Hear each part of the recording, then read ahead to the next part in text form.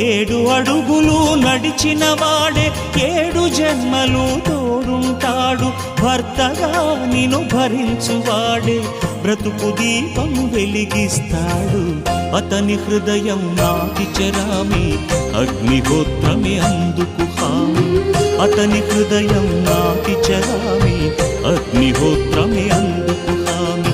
తెంచుకుంటే తెగిపోతుందా దేవుడు వేసిన బంధం? తెలుసుకో నీ జీవిత గమ్యం, పెంచుకోమానుబంధం.